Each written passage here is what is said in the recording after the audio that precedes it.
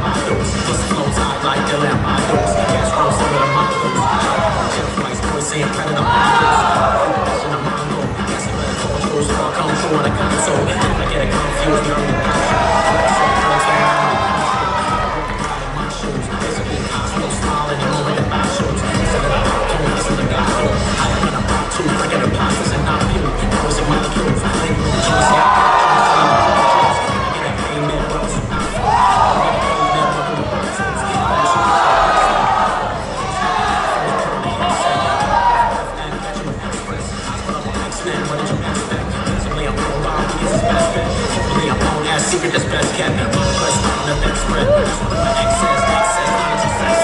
Stop, back to the platform. I can find a rap room. Make a brother rock on. These are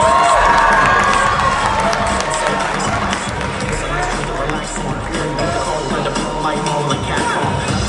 Take that a cat phone. I'm the type of cat take on a cat phone. Cat song, if I act short, you the cat phone. This is about the cat phone.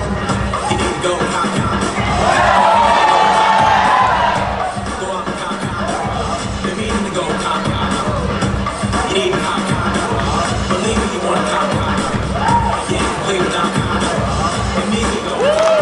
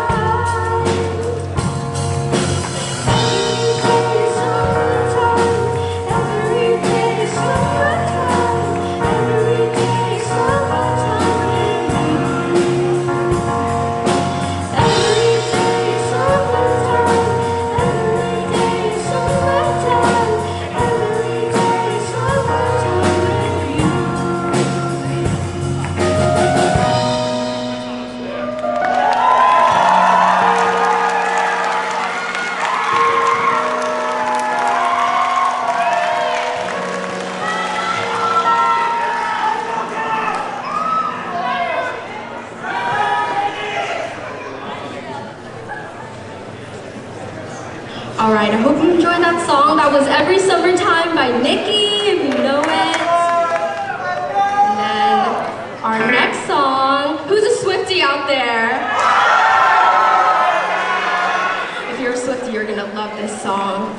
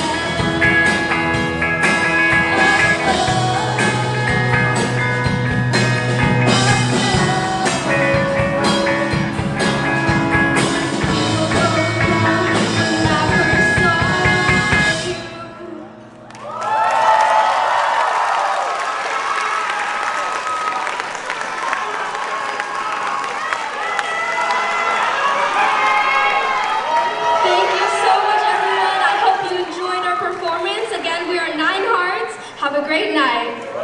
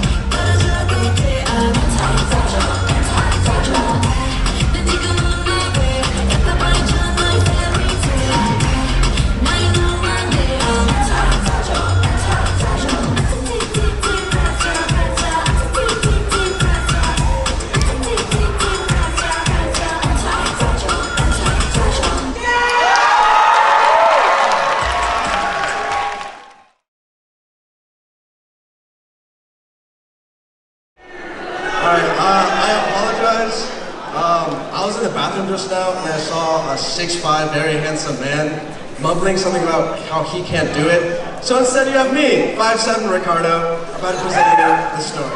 Alright. First of all, I'd like to welcome everybody again to CSA's 65th Annual Chinese New Year Banquet.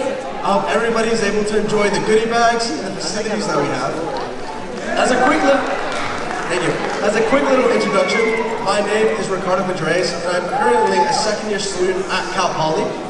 This year, I have the honor and privilege of presenting you the symbolism behind the Year of the Rabbit story in the form of 2 short stories. The first story is a very widely popular story known as the Zodiac Race. Now, before I begin, can I get a quick show of hands of who here has heard about the Zodiac Race story?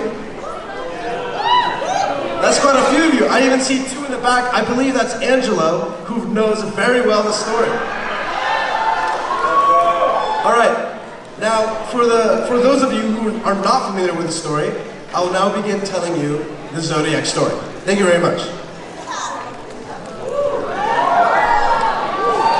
Now, to talk about the Year of the Rabbit, I have to get an appropriate costume, of course.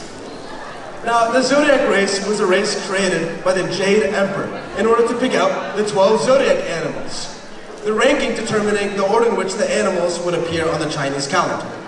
Now, to start off with, the rat was one who was a quick-witted animal, able to get a head start in the race, jumping on the back of the diligent ox who was able to cross the river. However, at the last minute, at the very last second, the rat was able to jump from the ox's back and make it to the finish line, securing first place, putting ox subsequently at second place. Now, the next animal to come in is the tiger. The tiger was able to finish third place with its quick-wittedness and very quickness and strong swimming ability.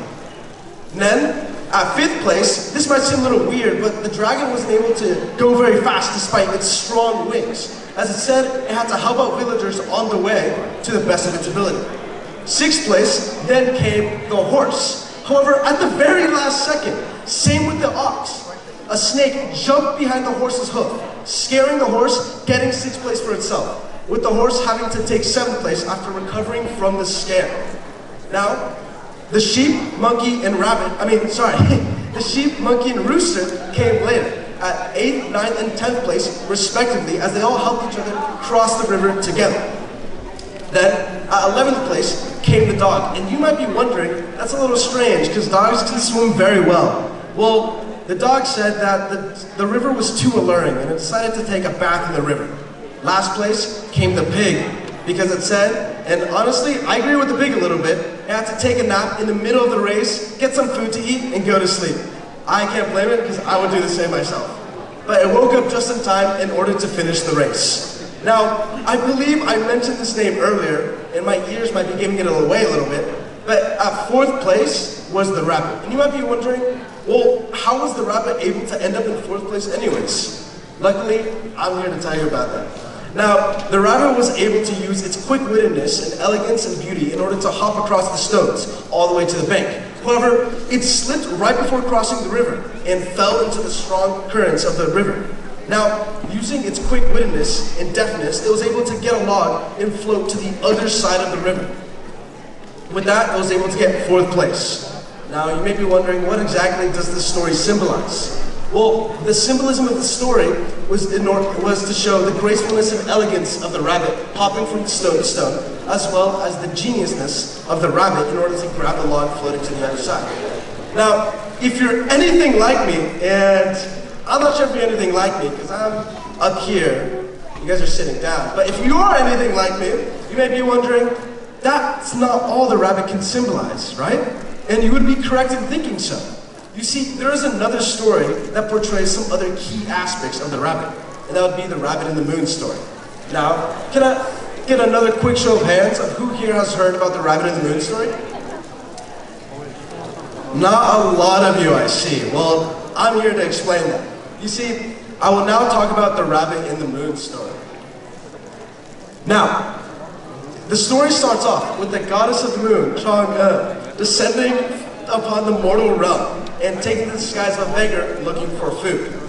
Upon entering the mortal realm, she was met upon with 3 animals, a fox, a monkey, and a rabbit. Now, they each decided to bring the goddess, disguised as a beggar, some food so it could eat. The fox was able to get fresh fish from a nearby river in order to feed the beggar. The monkey, fresh fruit from a nearby tree. And I'm not sure if this counts as food, but the rabbit was able to get fresh grass from nearby everywhere, really. Now, seeing as the rabbit wasn't able to really get anything for the goddess, it decided that it would ask the beggar to make a fire with the grass. And after lighting the fire, the rabbit decided to jump into the fire, sacrificing itself and killing itself in order to feed the beggar. However, something happened right when the rabbit decided to jump in the fire. It wasn't burned by the flames and it didn't die whatsoever. You see, the goddess revealed herself, and touched by the altruistic motives of the rabbit and his sincerity, she decided to save the rabbit and put the image of the rabbit on the moon forever so it could display its altruism for all to see. Now, she also offered for the rabbit to live with her up in the moon forever and to make the elixir of immortality with her for the rest. Now, this story really symbolizes, apart from the rabbit's quick-wittedness, the courage, altruism, integrity, and purity of the rabbit due to its devotion to the goddess. Now, while these stories do a very great job in showing some key aspects that the rabbit symbolizes, that's not all it symbolizes. You see, the rabbit also has a certain beauty that's open to others around. Apart from that beauty, it is also said that people born in the year of the rabbit are particularly calm and peaceful. Now, along with the year of the rabbit, it's said that those who are experiencing the year of the rabbit all are able to experience prosperity and hope. And hopefully, we can all experience some of that this year. Thank you.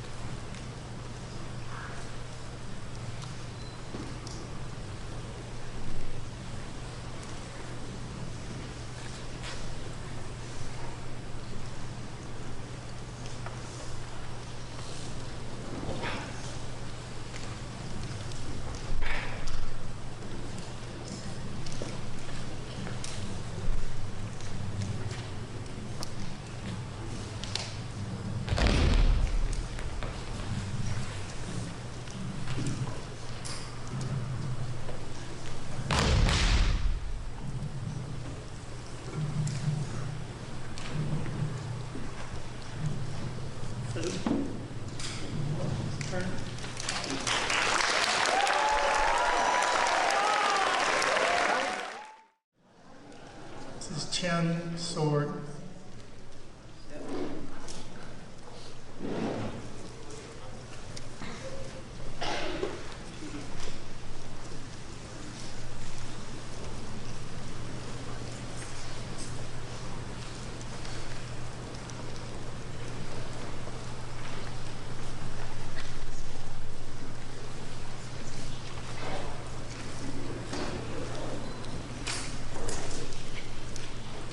We've had the opportunity to train in China a number of times, and I believe almost everyone on the stage has. Michael Mazzella was sent to Chen Village to learn And he went once more on his own, so we've had the opportunity to work with some really fine instructors.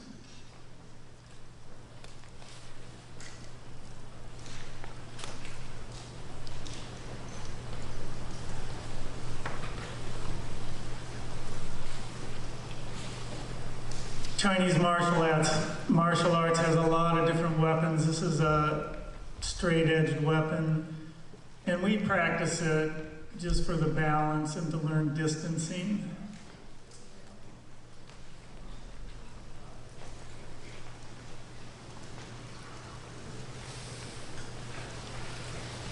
It's a less concussive sport that we're beginning to enjoy more as we age.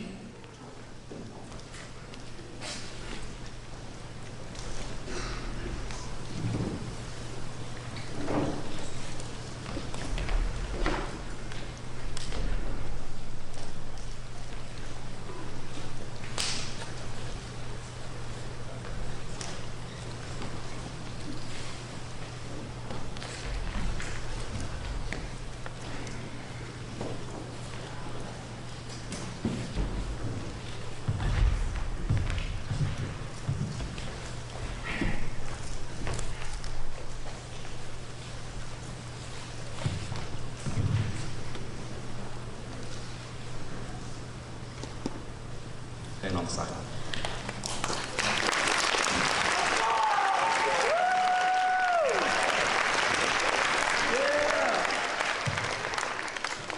my god, that was so cool. That was so fucking cool. Oh my god, look at this. Oh, look at this.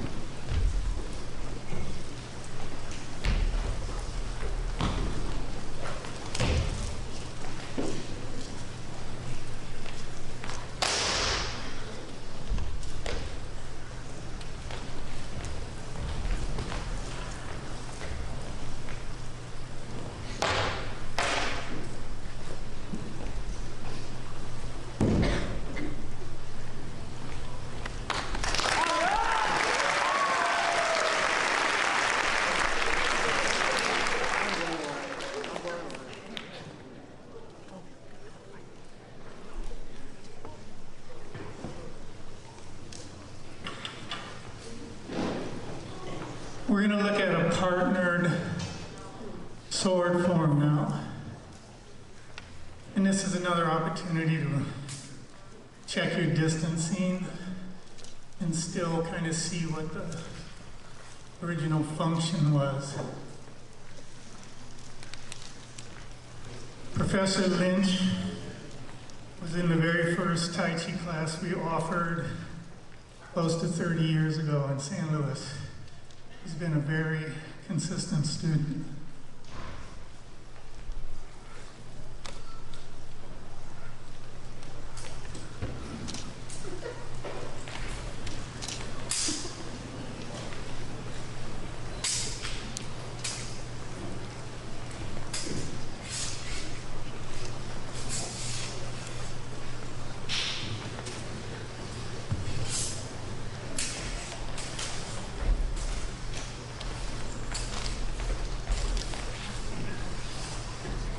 So when we started, our mean age was probably in the 40s.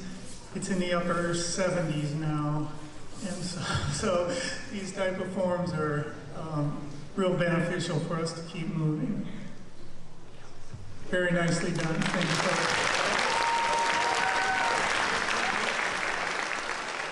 Just the staff form I did as a basic staff form. To me now it's part of the circle of life. You'll see the lion dance team in really vigorous motions. And now I practice those things just to remember that I was able to do that at one time. And now I can enjoy the stretching things. So thank you very much.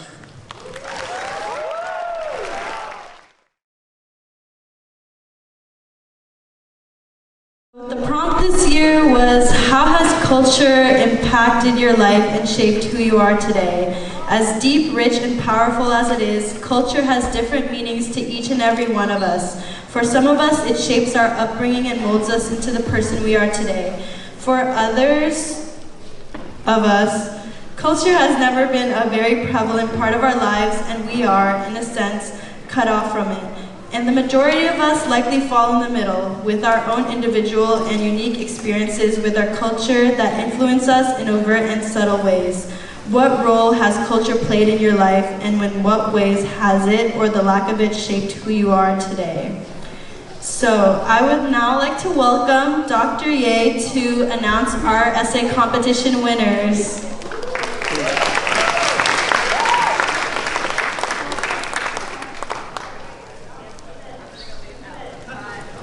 Hello everyone, I get the pleasure of announcing the winners of the CSA scholarship, and I also want to introduce Dr. Allison Chung and Dr. Andrew Morris, who were the fellow judges.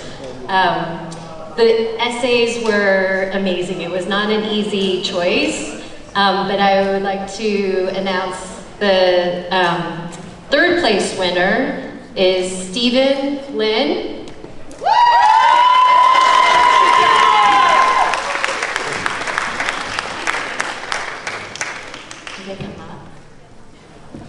Okay. Second place winner is Emily Chan.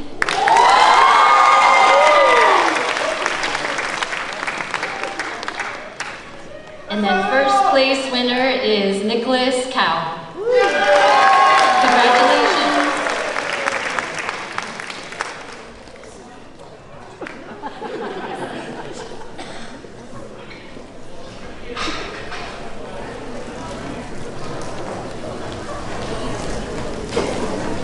Let's go, Steven! That's my name!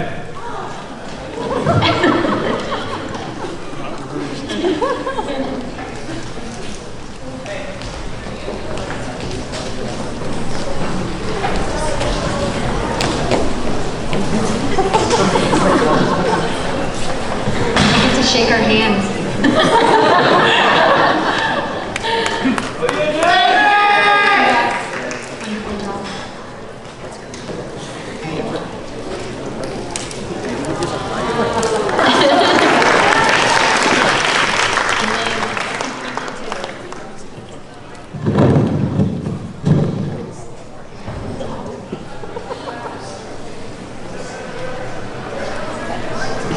Thank you to our judges.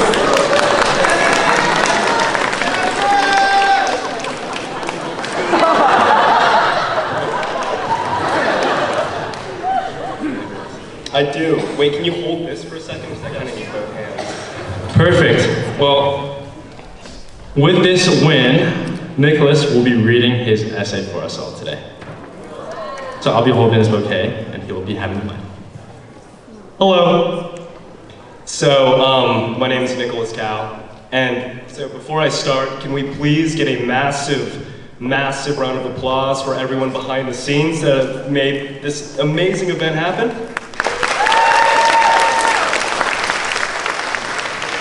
Thank you, you guys are the best. Okay, so, this is my essay. It's called Patchwork. So I hope you guys take something away from it. My eyes widened. I watched the needle intently as it navigated the fabric rhythmically, carrying with it a single loop of thread. Up, down, up, down.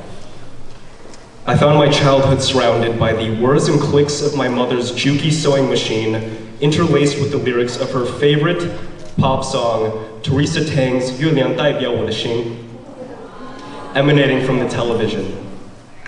I was a rowdy child, boisterous and unrestrained, and so each time I fell and tore a hole in my pants from leaping about the playground, my mother would make me sit beside her at the jukey as she mended them. She would draw guidelines on bits of scrap textile with marking chalk, shearing off the excess, fashioning rectangular patches. She'd fold the cloth underneath the tear and affix the two using her bare hands through an ancient technique known as sashiko, a method of stitching that painstakingly wove thread into intricate geometric patterns.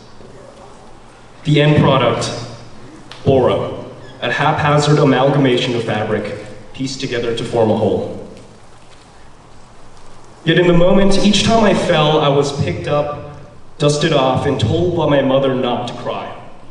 I was a boy and needed to act like one. Strong, a pillar of strength in front of my peers.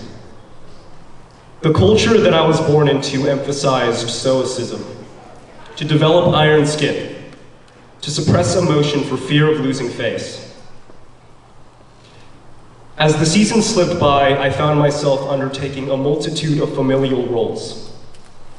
I'd become the translator, transcribing legal documents with words that had more syllables than my 4th grade self could count. I'd become the guardian, warding off the hordes of e-scammers offering my parents unfathomable sums of money. And I'd become a sous chef, helping to prepare home-cooked meals for my father, who would arrive home drained, forced to work deep into the morning hours. But most confusingly, I'd become the mediator, the sashiko stitching that kept our family whole as my parents argued and fought, the one who would reconcile the two through empathy and dialogue.